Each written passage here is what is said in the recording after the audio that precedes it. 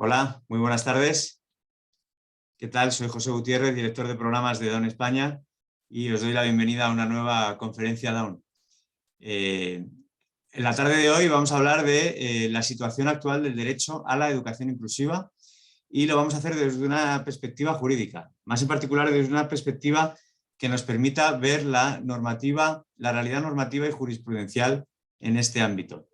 Vamos a tratar de hacer un balance para conocer un poco en qué situación estamos, de dónde venimos y hacia dónde podemos ir en el ámbito del derecho a la inclusión educativa.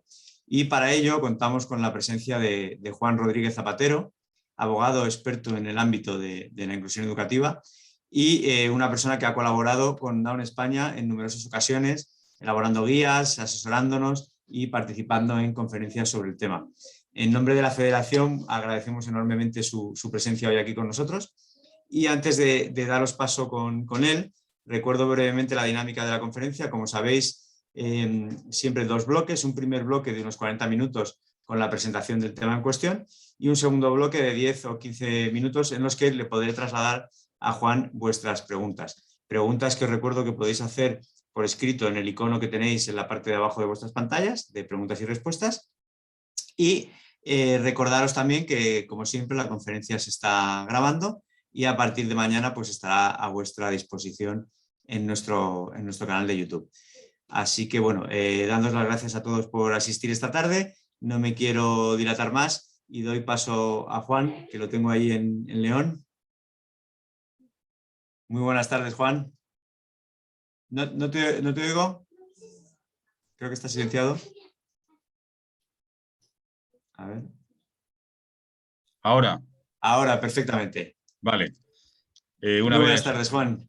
Muy buenas tardes, José, y es un placer de nuevo estar con vosotros, con Down España y con todos los, digamos, tanto intervinientes como en definitiva los destinatarios, que son las personas interesadas, que es la clave de estas jornadas, que tienen un componente, yo creo, de formación y de información en un tema, sin duda, trascendente, importante, como es la educación. Yo creo que la educación, no sé si junto con la salud y la sanidad, sin lugar a dudas, son los pilares esenciales de una sociedad, de cualquier sociedad, desde luego de nuestra sociedad. He hablado de la salud y es verdad porque recordaba con José esta mañana, hablando un poco de la intervención de esta tarde, cómo la última intervención que tuve, el placer de participar, fue en julio de 2020. Estuve un poco revisando las fechas y justo en plena pandemia. Esperemos afortunadamente que esto está evolucionando positivamente, aunque todos sabemos que tenemos que tener cautelas, pero me acuerdo. Y eso fue también una experiencia, ¿no?, de cómo la pandemia incidió también en la educación, cómo se pudieron, digamos, ejercer los derechos a la educación y sobre todo para las personas vulnerables, como son en definitiva los alumnos, las alumnas, los estudiantes, los niños, las niñas que tienen situaciones de dificultad, ¿no?, que tienen en definitiva barreras educativas y barreras en el aprendizaje y en su desarrollo personal y el gran esfuerzo que hicieron los padres. Yo quiero siempre empezar, y es obligado, a decir que los padres, las madres y sin duda todos los tutores, representantes de los alumnos, de los chicos, de las chicas y vuestras asociaciones como Down España, son pilares esenciales, instrumentos esenciales para lograr los objetivos que nos unen a todos, que es en definitiva una dignidad mayor, una educación de calidad y de calidad es precisamente una educación inclusiva. Sin inclusión educativa no puede haber calidad educativa ni puede haber equidad en el ejercicio de este derecho fundamental. Muy brevemente, el presentador José me ha un poco abierto el camino, que lo quiero exponer, digamos, en tres apartados o en tres partes, ¿no? La exposición sería, en primer lugar, de dónde venimos, en segundo lugar, en qué situación estamos en el ámbito de la educación inclusiva y del derecho a la educación inclusiva y, en último lugar, para hablar claramente de a dónde podemos ir o dónde debemos ir en esta materia. Bien, por lo que se refiere al primer aspecto, el primer apartado, en un documento que precisamente una guía que se ha enviado para Down España, que he tenido la oportunidad de elaborar, que titulamos Avances en la jurisprudencia en España, Derecho a la educación inclusiva, partíamos de una sentencia del Tribunal Supremo que abrió camino, que fue pionera, que marcó un hito en explicitar y concretar lo que se entiende por el derecho a la educación inclusiva. Esta sentencia del Tribunal Supremo es de 14 de diciembre de 2017. Muy brevemente, ¿qué significó esta sentencia? ¿O qué significa esta sentencia? Pues significa tres aspectos esenciales. En primer lugar, tiene unas consecuencias esenciales, en primer lugar, en situar el derecho a una educación en igualdad, a una educación inclusiva, a una educación sin discriminación, en nuestro caso, por razón de discapacidad, como un derecho fundamental. Un derecho fundamental, por tanto, que permite acudir a procedimientos especiales que hay en la ley, como el procedimiento especial de derechos fundamentales, y que supone que si se vulnera, si hay una decisión, un acto administrativo, cualquier decisión o actuación de una administración pública, de un poder público, que vulnere esos derechos fundamentales, concretamente el artículo 14 de la Constitución, el derecho a la igualdad y a la no discriminación, y el artículo 27, el derecho a la educación, si se vulneran estos derechos, cualquiera de ellos, se puede acudir al procedimiento de derechos fundamentales. Por tanto, retengamos la primera idea: la educación inclusiva en nuestro país, en nuestro ordenamiento jurídico, está consagrada como un derecho fundamental. Y un derecho fundamental que es básicamente de los alumnos y de las alumnas. Sobre eso luego podemos explicitar o concretar o desarrollar algo más, pero esencialmente es un derecho de los estudiantes. Hoy, la ley educativa última, la reforma educativa, la LOE, deja muy claro que es un derecho de los estudiantes, el derecho a recibir una educación inclusiva y en igualdad. El segundo eje de la sentencia, o el segundo aspecto importante de esta sentencia del Tribunal Supremo, de 14 de diciembre de 2017, es que sitúa digamos, la educación inclusiva como una, no llega a decir, digamos, norma absoluta, pero sí una norma fundamental, es decir, una norma prioritaria. La norma general, por así decir, es la inclusión educativa. Es decir, todo alumno, como principio general, tiene que recibir una inclusión educativa. Una inclusión educativa que básicamente ha de entenderse que ha de ser en un centro ordinario o en un aula ordinaria, para ser precisos, aula ordinaria, centro ordinario, y en su caso con los correspondientes apoyos y ajustes razonables para superar las barreras educativas que tiene un alumno que presente una discapacidad. Por tanto, esta es la norma general y la excepción va a ser siempre el hecho de que ese alumno vaya por una decisión administrativa a un centro de educación especial o a un aula específica, que no deja de ser una modalidad de la educación especial, porque a ese aula acuden única y exclusivamente niños, niñas, alumnos, alumnas con dificultades, con discapacidad. Por tanto, en ese sentido de que se agrupe exclusivamente esos alumnos por razón de discapacidad, supone también, y en definitiva, se está impartiendo una educación especial. ¿Cuáles son las causas o los motivos o las razones que una administración educativa debe justificar para decidir que ese alumno o una alumna vaya a un centro de educación especial o a un aula o se escolarice en un aula específica? Pues bien, el Tribunal Supremo acotó en esta sentencia de 14 de diciembre de 2017 los aspectos, los tres motivos esenciales. En primer lugar, han debido agotarse todos los esfuerzos para la inclusión educativa del alumno. Es decir, la administración tiene que justificar que se han puesto los medios, que se han puesto los ajustes razonables, que se ha seguido un plan educativo, en definitiva, que se ha seguido una estrategia educativa de inclusión y a pesar de ello, por las dificultades del alumno, por unas razones objetivas, no se ha podido lograr esa inclusión educativa. Un segundo motivo sería que la administración tiene la carga de explicar por qué los apoyos que requiere un alumno no puedan ser prestados con las medidas de atención a la diversidad de los centros ordinarios. Es decir, no basta decir que el alumno en un informe psicopedagógico o en un dictamen de escolarización se diga que necesita unos apoyos, que necesita un profesor de pedagogía terapéutica, de audición y lenguaje, un auxiliar técnico educativo, en definitiva unos apoyos, o por ejemplo una adaptación curricular, y que ya necesariamente tenga que ir a un centro especial. No, Si esos son apoyos propios que están a disposición de los centros ordinarios, del sistema educativo ordinario, ese alumno no tiene necesariamente que ir a un centro especial de educación especial. Y eso lo debe justificar la administración educativa que emite esa resolución, ese acto administrativo. El tercer motivo que las administraciones educativas tienen que justificar para que los alumnos vayan a centros de educación especial es razonar por qué supone una carga desproporcionada para la administración la escolarización en un centro ordinario con los apoyos precisos. Es verdad que el Tribunal Supremo no precisa lo que es carga desproporcionada, sin embargo, dice, el Tribunal Supremo viene a decir en la misma sentencia que ordena a las administraciones una puesta de medios para que procuren atenciones educativas específicas, personalizadas y efectivas. Y dice, en definitiva, que tienen que ser medidas necesarias.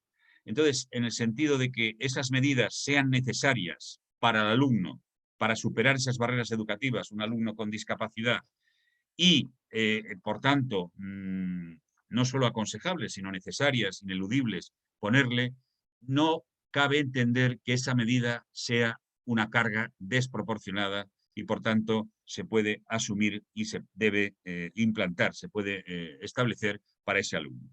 El Comité de la Convención de la ONU dice que la proporcionalidad está en función del contexto y habrá que analizar la disponibilidad de recursos en el sistema en función de las necesidades del alumno.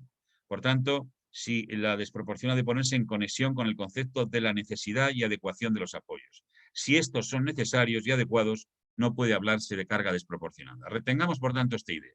Si una medida es necesaria y adecuada y, por tanto, ha de, digamos, ponerse, ha de prestarse para ese alumno con discapacidad, no cabe decir que es una carga desproporcionada.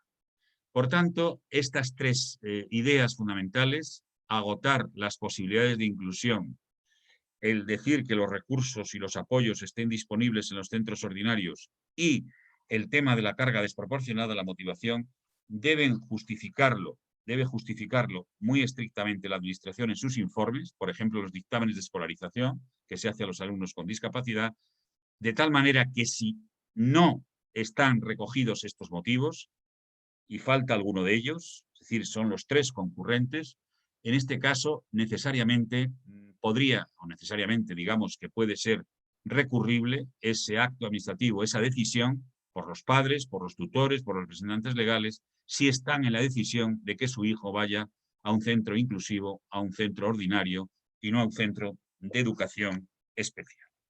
Así estábamos en el año 2017, así hemos venido estando con las sentencias que luego se han producido por los distintos tribunales, unas, digamos, siguiendo la línea del Tribunal Supremo, pero hay que decir que no todas, que algunas sentencias de órganos judiciales, de sentencias de tribunales superiores de justicia, de juzgados de lo contencioso administrativo, no siempre han seguido la línea del Tribunal Supremo y han hecho una interpretación más restrictiva del derecho a la educación inclusiva. Y en concreto de las decisiones de las administraciones públicas de, decidir que esos alumnos con discapacidad vayan a centros, se escolaricen en centros de educación especial. A partir de esa sentencia se han producido algunas más, pero no demasiadas. Hablamos desde el año 2017, se van a cumplir en este año 5 años de esa primera sentencia, pero sí que conviene resaltar 2 sentencias del mismo Tribunal Supremo, que son las que crean jurisprudencia, como sabéis, como sabemos todos. Por eso me ciño y me centro en gran medida en las sentencias del Tribunal Supremo, que es la sentencia de 21 de junio de 2019. Esta sentencia es interesante porque en ella se dirimía si se había vulnerado el derecho a la igualdad y el derecho a la educación de los artículos 14 y 27 de la Constitución, en el caso de un chico con discapacidad que los padres que tenían la opción de elegir entre 2 centros educativos y ellos eligieron un centro que mejor armonizaba con el tema de la asistencia médica, unas terapias a mayores, otras circunstancias como la compatibilidad de horarios y que además era el que mejor podía propiciar la inclusión educativa, frente a la opción que le daba la administración a los padres de otro centro en el que no se daba, no reunía estas circunstancias. Pues bien, la decisión del Tribunal Superior de Justicia, en este caso de La Rioja, fue desestimatoria de la reclamación de los padres, de que querían optar por ese centro educativo más inclusivo, y el Tribunal Supremo estimó el recurso, declaró que es un derecho fundamental y además señaló algunos pronunciamientos importantes, como entender que con la Convención sobre los Derechos de las Personas con Discapacidad, convención que, como sabéis, o como hemos insistido, es de diciembre de 2006, que está ratificada por España, que es una norma jurídica aplicable y que además debe adecuarse la legislación educativa y el resto de legislación que, digamos, tiene que interpretarse siempre conforme a dicha convención. Pues dice el Tribunal Supremo que entendemos que con la Convención sobre los Derechos de las Personas con Discapacidad son las particularidades de cada caso las que deben tomarse en consideración en orden a la educación inclusiva.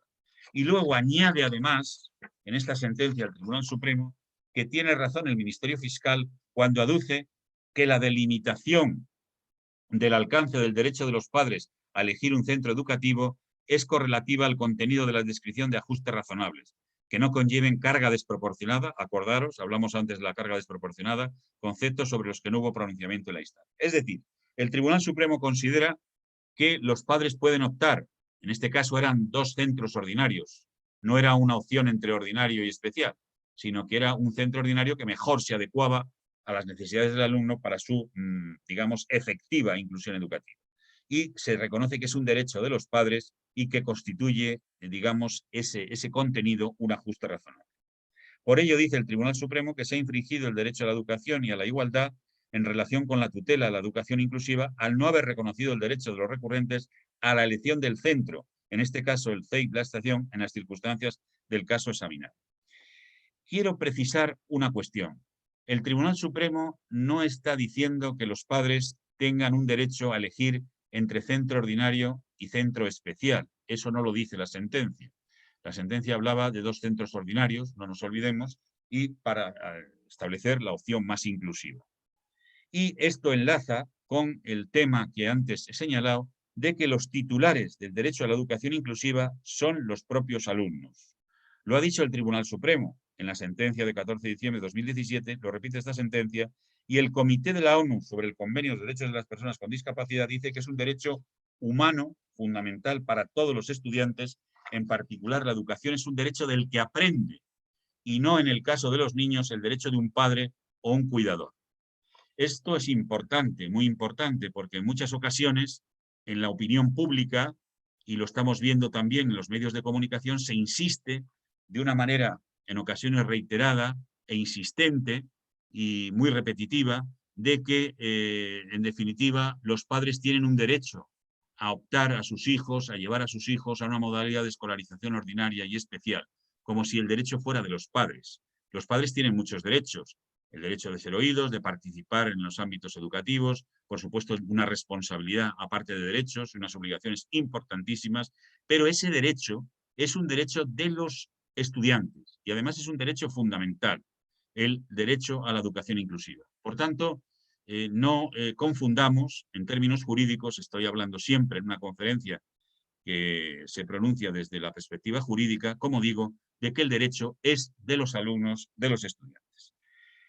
Después de esta sentencia que he mencionado, de 21 de junio de 2019, sobre este tema interesante del derecho de opción entre 2 centros ordinarios, se ha producido otra sentencia este año, que además he tenido la oportunidad de llevar desde nuestro despacho de abogados en León, en la sentencia del Tribunal Supremo de 31 de enero de 2022.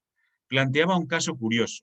Eran 2 padres de un niño con dificultades, 2 niños concretamente, con dificultades, con discapacidad, con dificultades, digamos, aprendizaje en el ámbito educativo, y el padre, uno de los cónyuges, en definitiva, en este caso era el padre, no estaba, o mejor dicho, estaba de acuerdo en que sus hijos fueran a una educación especial y la madre discrepaba y optaba por una educación en un centro ordinario. Se negó esa posibilidad, se dijo que no estaba legitimado, que tenían que estar los dos cónyuges de acuerdo en la primera sentencia del Tribunal Superior de Justicia de Cataluña e interpuso recurso de casación la madre y el Tribunal Supremo le da la razón en el sentido de que la legitimación no puede ser negada a los progenitores de los menores con discapacidad, porque dice el Tribunal Supremo, en definitiva, ejercitan una acción por parte de un progenitor en interés de aquellos hijos menores y discapacitados que no pueden hacerlo por sí mismos. Es decir, insiste el Tribunal Supremo en que, sobre todo cuando son menores de edad, que es una gran mayoría de los casos, digamos, en el ámbito educativo, sobre todo en la educación primaria, en la educación secundaria, en definitiva, es el padre, o la madre, quienes actúan en interés legítimo del menor. Y dice que esa negativa, que no se puede negar, aunque sea uno de los dos, para impugnar los actos administrativos relativos a su educación, supondría crear zonas de inmunidad en la actuación de la Administración, pues si no puede impugnarse tales resoluciones por los afectados, nadie podría cuestionar su legalidad, olvidando que el artículo 106 de la Constitución encomienda a esta jurisdicción el control de actuación administrativa. Bien, por tanto, hemos recapitulado que esa primera sentencia del Tribunal Supremo del año 17 se ha completado con estas dos sentencias, estoy hablando siempre del Tribunal Supremo, lo que son doctrina jurisprudencial, es decir, quien establece doctrina jurisprudencial. Podríamos decir, ¿cuál es entonces el panorama en el resto de juzgados y tribunales, sobre todo en el ámbito de la jurisdicción contencioso-administrativa, que es donde se suelen dirimir estos conflictos? Pues, como dije antes, hay, digamos, una tónica general de seguir la sentencia del Tribunal Supremo del año 2017, de diciembre de 2017, pero lamentablemente, lo digo lamentablemente desde el punto de vista del avance en el derecho a la educación inclusiva, hay retrocesos significativos y tribunales que no interpretan la jurisprudencia del Tribunal Supremo o que sencillamente la desconocen y la niegan.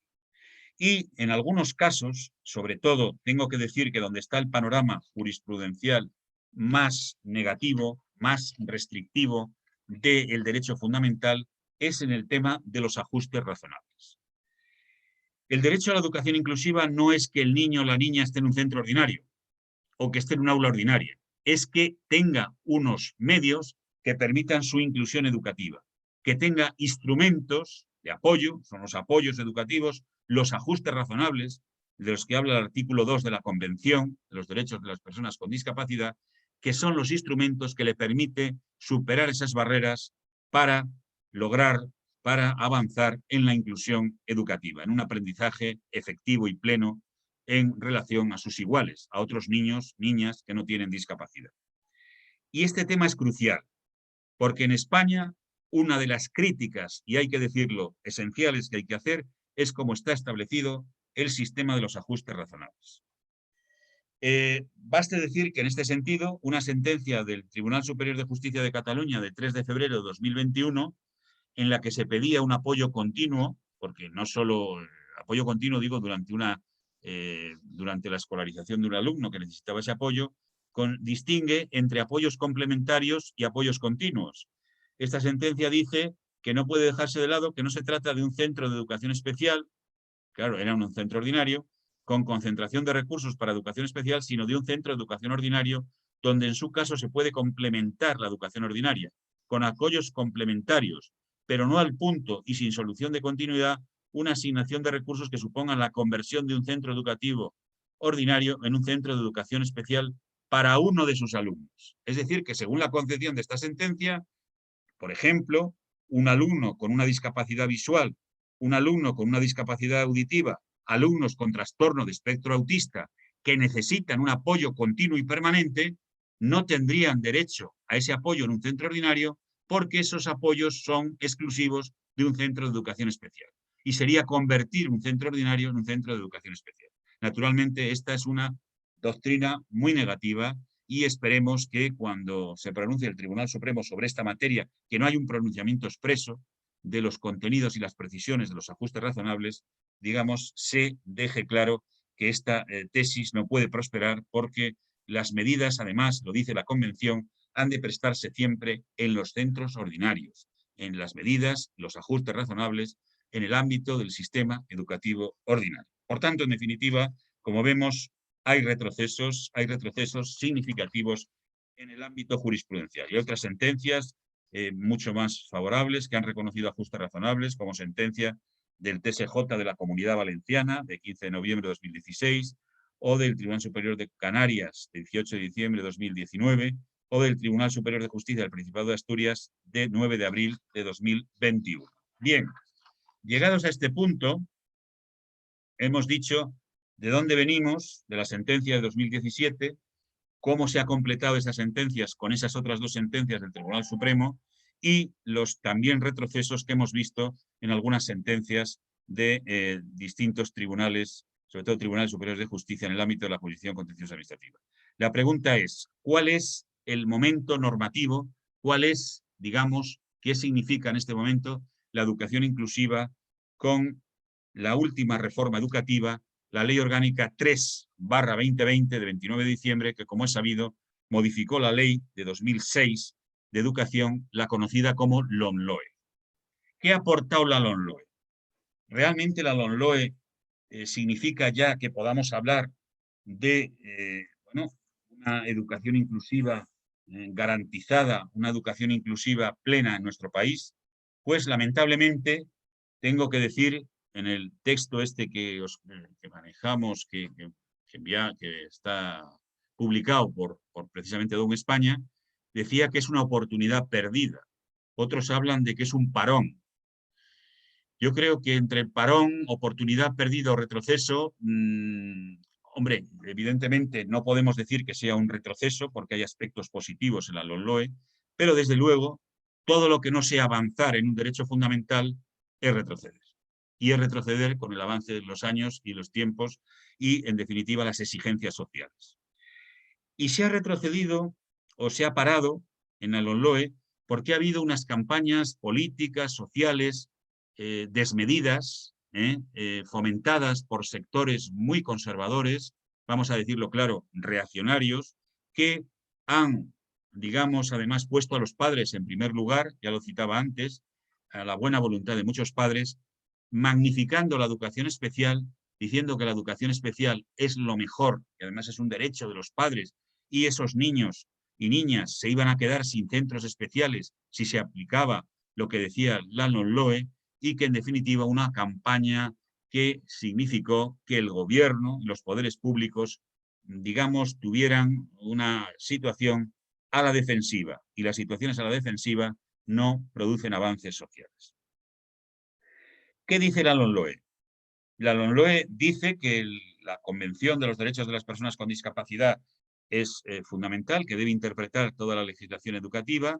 Nos habla de una manera muy clara, por ejemplo, los artículos primeros, uno de los fines habla de la equidad que garantice la igualdad de oportunidades para el pleno desarrollo de la personalidad, habla de ayuden a superar cualquier discriminación, la accesibilidad universal, y dice con especial atención a los que se deriven de cualquier tipo de discapacidad de acuerdo con lo establecido en la Convención de los Derechos de las Personas con Discapacidad.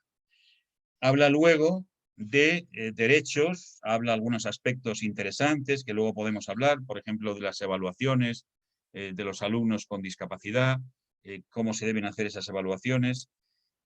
Y sí, reconoce los derechos, habla, por ejemplo, un avance es que dice que las administraciones educativas regularán los procedimientos que permitan resolver las discrepancias que puedan surgir teniendo en cuenta el interés superior del menor y la voluntad de las familias que muestren su preferencia por el régimen más inclusivo. No se está aplicando, no se está aplicando, no se respeta la voluntad de las familias y los padres siguen contando cero en la materia de decisión de este tema, y es la administración educativa la que en muchas ocasiones impone unilateralmente su decisión de un alumno o una alumna llevarle a un centro de educación especial contra la voluntad de los padres. Y los padres obligados, si quieren ir a una educación, digamos, ordinaria e inclusiva, a pelearlo en los tribunales, a tener que desembolsar económicamente, lógicamente, los gastos correspondientes, el tiempo y la carga emocional, sobre todo, que supone siempre esa carga de los padres teniendo que activar algo que tendría que estar reconocido plenamente.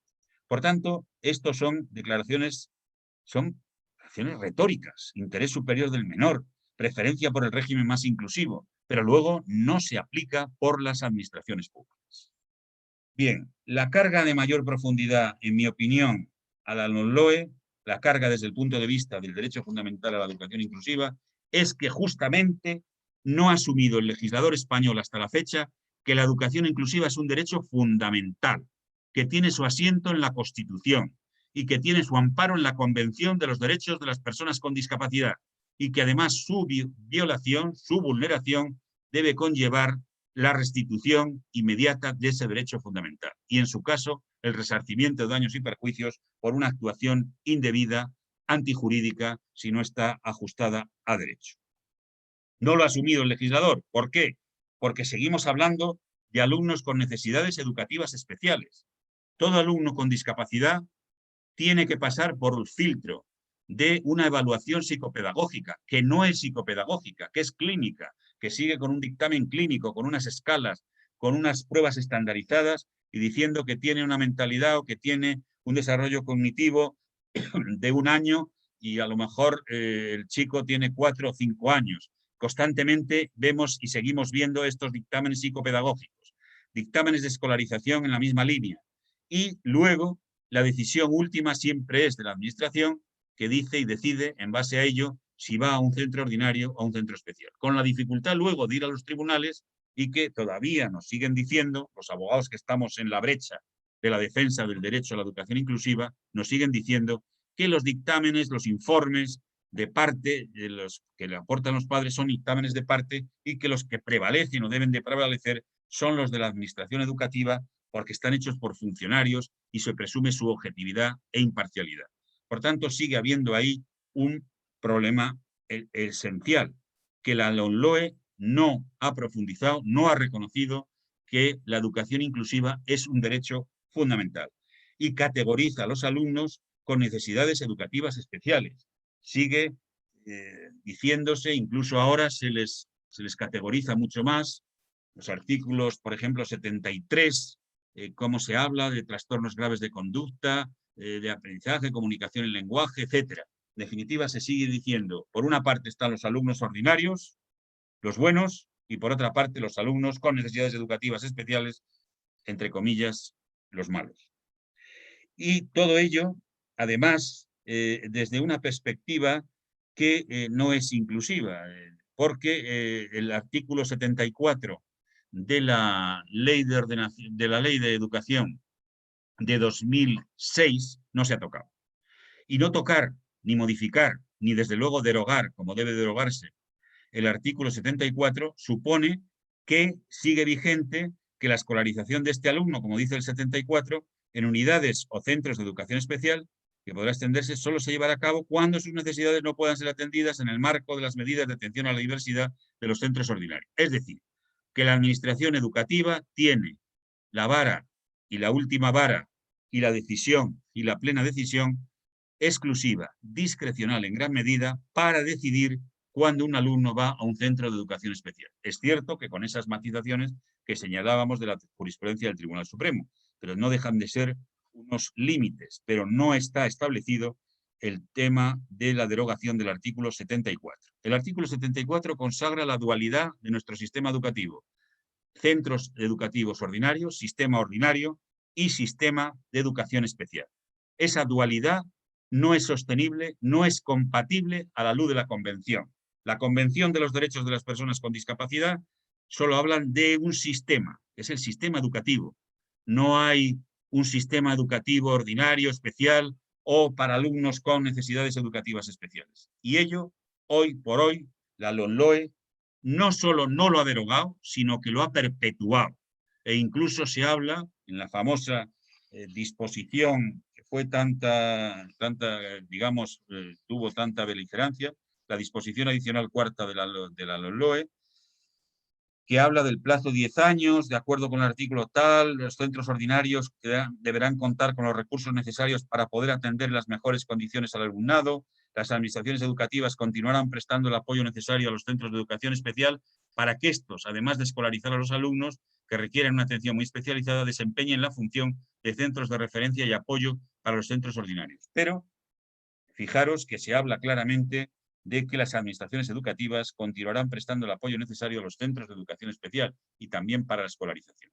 Este precepto y, desde luego, en la vigencia del artículo 74 de la Ley de Educación del año 2006, que no ha derogado ni ha tocado para nada la Ley Orgánica 3/2020, la LOMLOE, significa que se perpetúa un sistema que permite la segregación escolar por razón de discapacidad, porque los centros especiales que han cumplido y cumplen tareas interesantes, tareas importantes, con buenos profesionales, pero desde el punto de vista jurídico y de la convención, no nos engañemos, o mejor dicho, no haya equívocos, no son centros inclusivos, porque sencillamente, como ha señalado la propia convención y el comité, la segregación consiste precisamente en centrar la escolarización, en centrar la educación única y exclusivamente en alumnos con discapacidades, por tanto, en definitiva, un sistema de exclusión y de discriminación.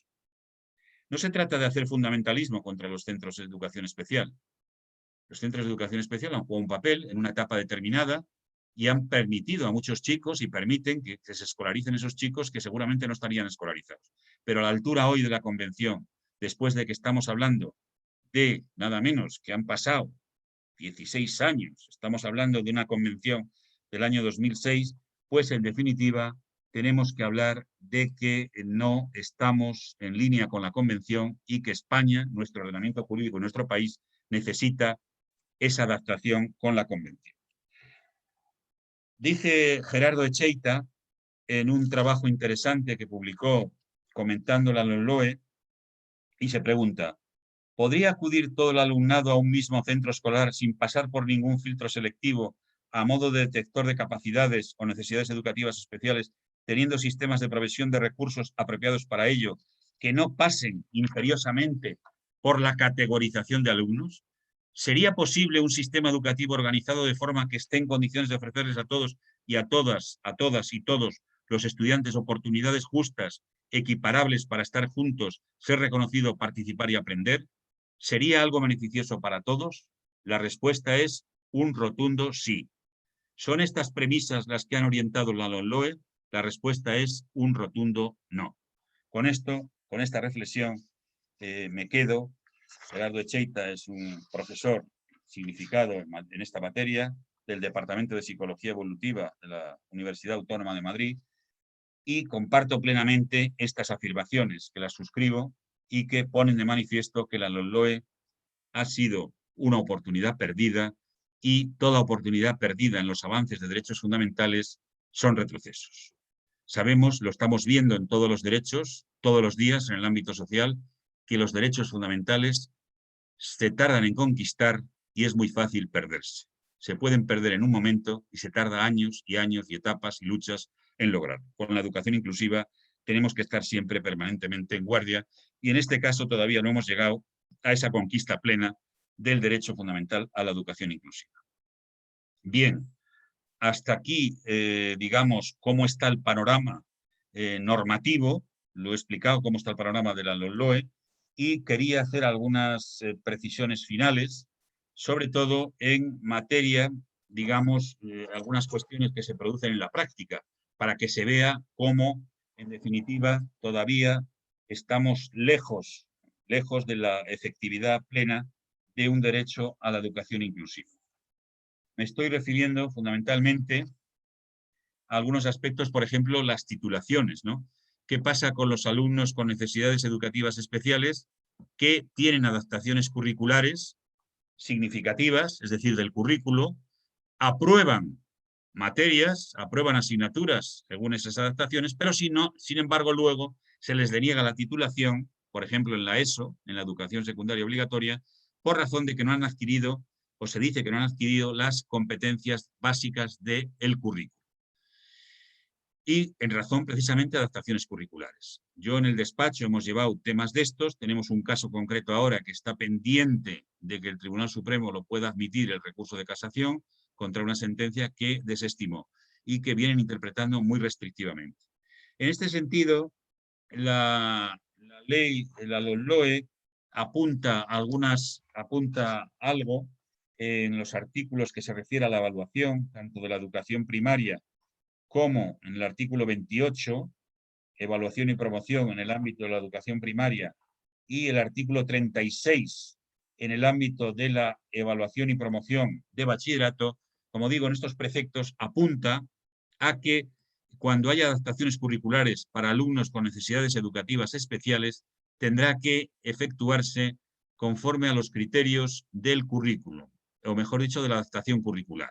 Es decir, que los objetivos, si consigue esos, digamos, objetivos y capacidades que se fijan en la adaptación curricular, no tendría por qué ser negada la titulación. Todo este tema es un tema complejo, pero que para muchos padres, muchas madres, significa un sufrimiento y, en definitiva, una discriminación gorda, que ven cómo su hijo al final no obtiene el título y en muchos casos, como por ejemplo ese que os comentaba, que está en el Tribunal Supremo, aprobó todas las asignaturas y al final no tituló el alumno, por decir justamente porque tenía tenía adaptaciones curriculares significativas. No cabe que las adaptaciones curriculares significativas sea una rebaja del currículo, es una adaptación, no es una rebaja, no es una reducción, hay que hacerlas adecuadamente. Y sobre todo, no puede ser un elemento discriminatorio, un elemento excluyente, un elemento pernicioso para, digamos, no permitir la titulación. Hay algunas sentencias en ese sentido, que afortunadamente todavía son escasas, pero que van en esa línea, como una sentencia del TSJ de Andalucía de 26 de noviembre de 2012, que dice que si se trata de un menor con necesidades educativas especiales, para el cual se ha establecido un específico, concreto y propio programa curricular adaptado individualmente al mismo, dadas aquellas circunstancias, no puede fundamentarse la denegación del título en que no ha superado el general proyecto curricular del centro, porque este ya no le es aplicable, sino que le es exigible tan solo superar el proyecto curricular individualizado para el mismo. Y en este caso se le concedió, o se estimó el recurso concediéndole el título. Bien, y hemos hablado de dónde venimos, de aquella sentencia del Tribunal Supremo 2017, hemos hablado de las sentencias posteriores, hemos hablado también y hemos explicitado las interpretaciones restrictivas de los tribunales y hemos hablado de la realidad práctica todavía y sobre todo el marco normativo que nos movemos con la última reforma educativa. Para concluir, quería referirme al futuro, pero al futuro inmediato, no hablamos del futuro remoto, al futuro inmediato, que es el presente en definitiva. Y es, ¿qué debemos hacer? Todos los que estamos, desde los operadores jurídicos, desde las asociaciones, desde los poderes públicos, desde las instituciones, desde muchos educadores, muchos profesionales de la educación, de todos los centros ordinarios, no excluyo a nadie, que están por la inclusión educativa, ¿qué podemos hacer para que nuestro país avance? Y avance, por ejemplo, como ha hecho Portugal, nuestro país vecino, que en muchos casos nos da, en fin, nos gana la mano, ¿no? Por ejemplo, con una ley del año 2019 que ha supuesto un avance significativo en materia de inclusión educativa, de cómo enfocarlo. Por ejemplo, dicen que abandonan todo sistema de categorización del alumnado, incluida la categoría de necesidades educativas especiales. Hay que abandonar el modelo tradicional de legislación especial para estudiantes especiales. Hay que establecer un continuo de provisión de apoyos para todos los estudiantes. Es muy importante que se, digamos, cambie el enfoque. Los apoyos educativos no deben ser exclusivamente para alumnos con necesidades educativas especiales, con discapacidad, no, para el conjunto de alumnos. Establecer, centrarse en las respuestas educativas, las necesidades de apoyo, en lugar de las categorías de estudiantes basadas en etiquetas clínicas. Tener muy presente que las metas del marco educativo son todos los niños, alumnos y estudiantes. En esta línea va Portugal, en esta línea van los países avanzados. En mi opinión, tenemos que llegar, y voy a concluir, con al menos 5 medidas que deberían ser urgentes adoptarse en una ley orgánica que se centre en la educación inclusiva. Si se ha perdido la oportunidad de la LOMLOE, no se pierde la oportunidad de que el legislador saque una ley orgánica que, cuanto afecta a un derecho fundamental, ha de ser con el carácter de ley orgánica, que al menos recoja estos aspectos esenciales. En primer lugar, que deje muy claro el carácter de derecho fundamental de la educación inclusiva. Por tanto, que elimine toda la categorización que hay de alumnos con necesidades educativas especiales. Y tiene que eliminarse, por tanto, también los dictámenes de escolarización y los informes psicopedagógicos basados en modelos clínicos, en el diagnóstico, en la patología, en, digamos, establecer una base sobre la discapacidad y no sobre la orientación educativa. Tenemos que ir a una clara reconversión de los centros especiales, urgente.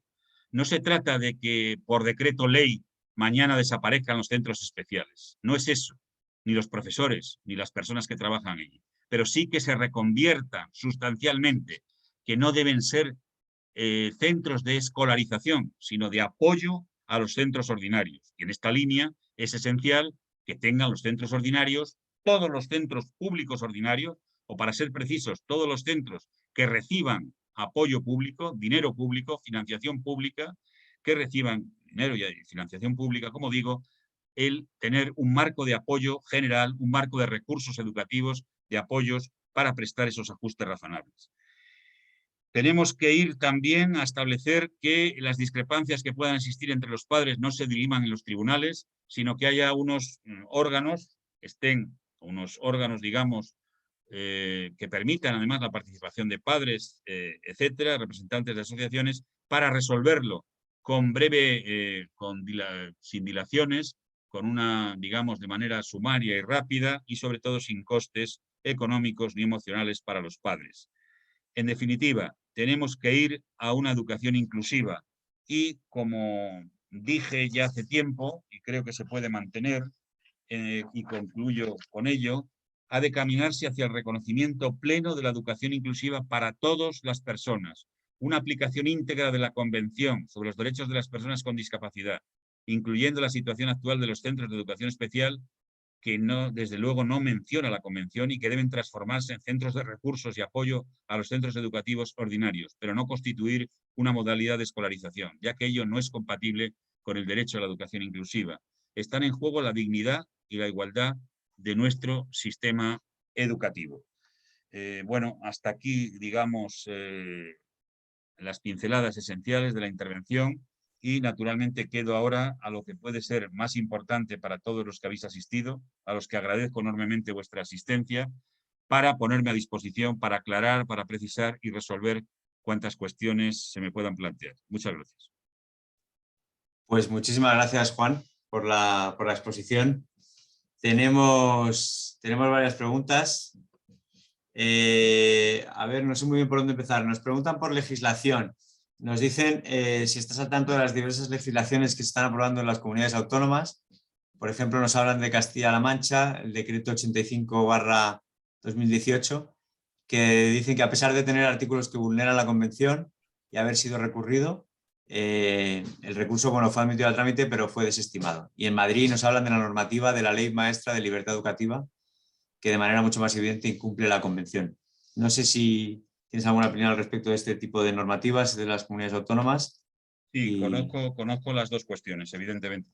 Se están produciendo efectivamente en el ámbito autonómico. Es otra de las cuestiones esenciales, que se está legislando en materia, este es un tema jurídico importante, en materia de un derecho fundamental, de diversa manera, según las comunidades autónomas, en mi opinión, es una legislación básica estatal, lo que es la definición del derecho a la educación inclusiva.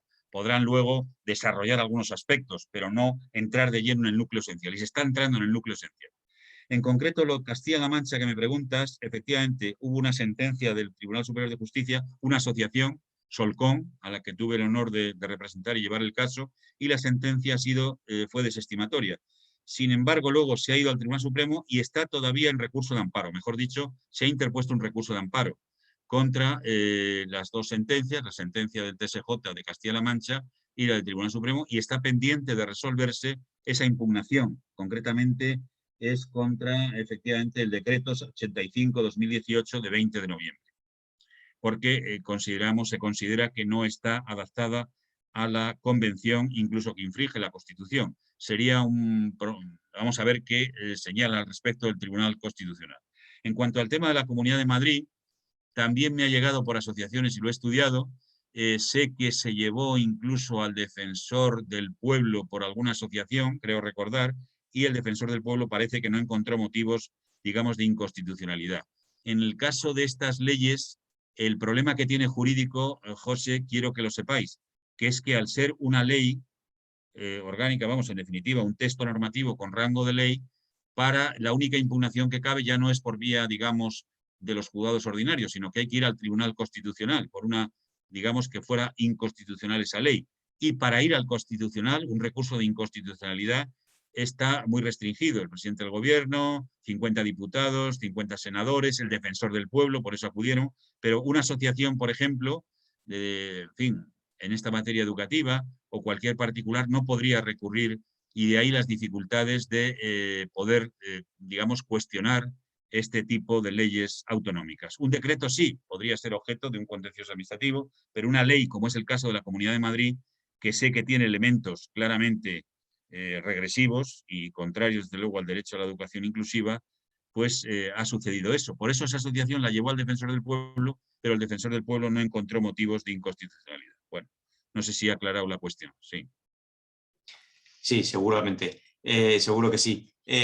Siguiendo un poco con la legislación, Juan, también nos preguntan si la aprobación de la Ley de Igualdad de Trato y No Discriminación, que finalmente es una ley contra la segregación, si crees que se podría aplicar al ámbito de educación y a posibles recursos en este ámbito.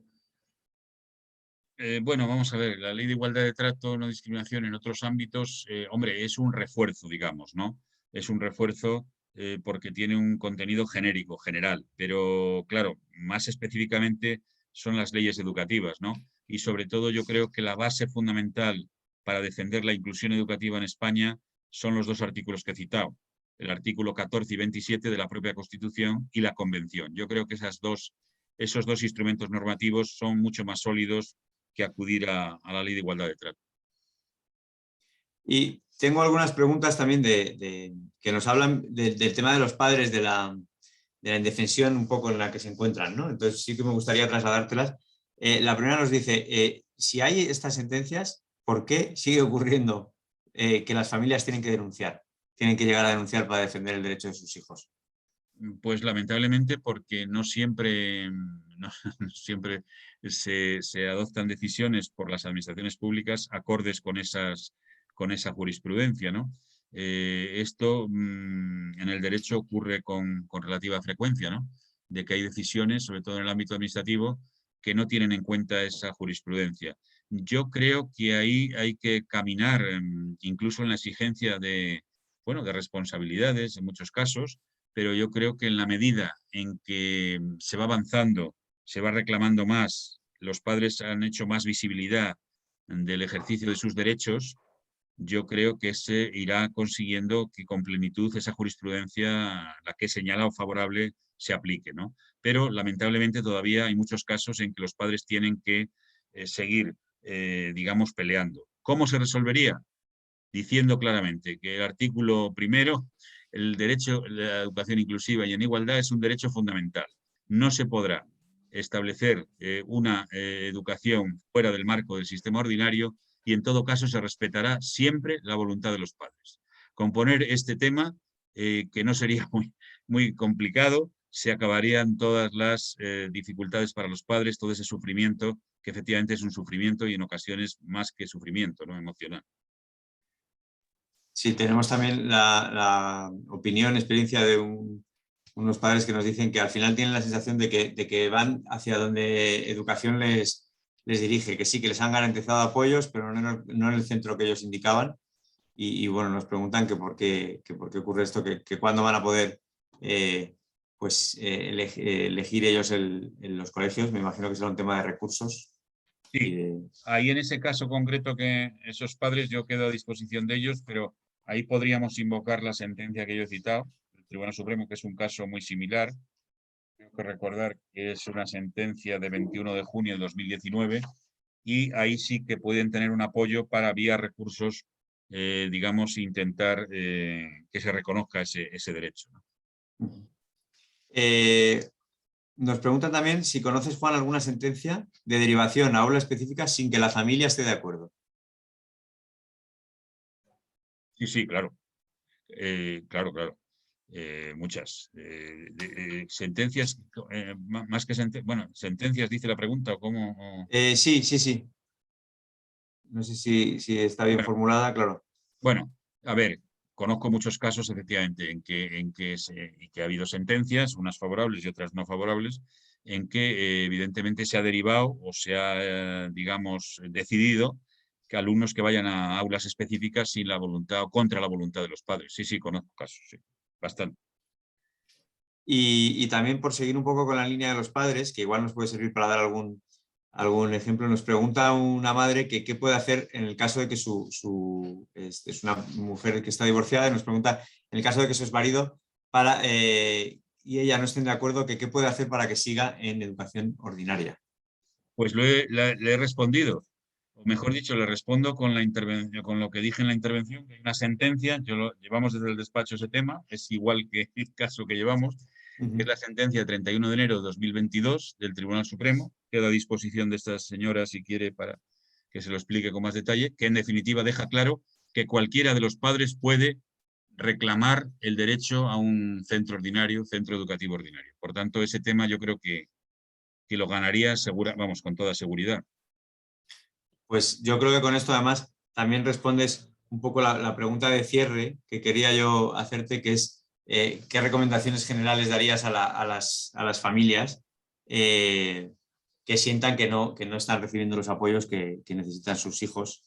Pues mira, yo creo que una labor que hacéis ahí las asociaciones, en este caso hablamos de Down España, pero las asociaciones en el ámbito que defienden los derechos de los padres, en el ámbito educativo y en concreto todo el tema de la discapacidad, que acudan a una asociación o que acudan a despachos de abogados, porque evidentemente, además, bueno, aunque se habla de los costes y tal, tampoco son unos costes, eso ya es un tema de ajustarlo, pero bueno, en definitiva, no son tampoco unos procedimientos que sean excesivamente costosos, ¿no? Pero sobre todo que acudan, que se asesoren, ¿no? Que se informen con asociaciones, con despachos de abogados especializados, creo que es fundamental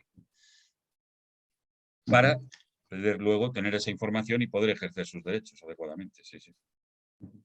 Pues con esto respondemos un poco todas las preguntas que nos están llegando, pues igual, por tema de cómo pedir a los colegios que apliquen los recursos. Los padres, lo que decíamos, ¿no? La indefensión, que nos dicen que en el colegio le dicen que no tiene recursos, que cómo pueden saber si es verdad. Pues bueno, lo que decíamos, al final es asesorarse. Nosotros como federación pues estamos impulsando desde hace varios años orientación en este ámbito y contando con profesionales, bueno, pues de la talla de Juan, que nos acompaña aquí esta tarde, y a los que agradecemos siempre su orientación, porque esto es un camino y hay que verlo además desde distintas ópticas. Está el tema de los recursos, el tema de la metodología de enseñanza, el ámbito jurídico y jurisprudencial. Entonces, bueno, pues es importante tener esa visión integral. Si me permites, José, no, para acabar con una visión más positiva, que además es realista, porque no voy a decir nada que no sea realista, diré que no siempre hay que ir a los juzgados y tribunales. O mejor dicho, desde luego mi criterio desde el punto de vista de despacho es intentar solucionarlo antes de acudir. El juzgado, decimos los abogados, es como el quirófano en medicina, ¿no? Es la última solución, ¿no? Entonces, quiero decir que en muchos casos se están logrando ya, porque esto avanza, a pesar de esos retrocesos, de esos parones de que hablaba, avanza y se consiguen, y lo estamos consiguiendo en los despachos profesionales, llevados este tema, en vía administrativa, conseguir esos apoyos o conseguir, en fin, esos ajustes razonables. Por tanto, lo importante es que siempre se pelee, se reclame con ese asesoramiento previo, ¿no? Conocer el derecho para poder defenderlo. Eso es lo que trabajamos conjuntamente las distintas instituciones y los distintos actores, como comentaba Juan antes. Por nuestra parte, desde la Federación, desde Down España, recordaros pues eso, los distintos programas que llevamos a cabo y que podéis contar con nosotros para orientaros, y bueno, podéis consultar nuestras publicaciones como la que hablaba Juan sobre avances en la jurisprudencia en España, que está en nuestra página web junto con todas las publicaciones que hemos elaborado en el ámbito de educación inclusiva. Juan, en nombre de todas las entidades que componen la federación, quería agradecerte que nos hayas acompañado esta tarde. Una vez más, es siempre un placer y seguro que coincidiremos en más ocasiones, porque es un tema que tiene recorrido, como bien has dicho. Pues nada, muchas gracias a vosotros, y para mí es también un placer y sobre todo una oportunidad de, digamos, los que estamos trabajando en este ámbito, en este caso desde la perspectiva jurídica, aunque también comprometidos, unos juristas comprometidos, como digo yo, pues poder explicarlo y poder explicar todas las actuaciones y cuál es la situación de este derecho tan importante como es un derecho a la educación en igualdad y con calidad, como decía al principio. Muchas gracias a una federación que estáis trabajando magníficamente, lo sé, y que con resultados muchas veces muy eficaces, ¿no? Pues muchísimas gracias. Gracias en gran parte a la colaboración de personas expertas como tú. Bueno. Pues sin más, despedimos la conferencia. Os recordamos que está grabada y que a partir de mañana pues, la podéis consultar en nuestro canal de YouTube. Así que muy buenas tardes a todos, feliz verano. Venga, un saludo. Y nos vemos pronto. Un abrazo. Y a ver si se disfruta el verano. Venga, nada. Gracias, Juan. Un saludo. Buenas Hasta luego. tardes. Adiós, Hasta adiós. luego.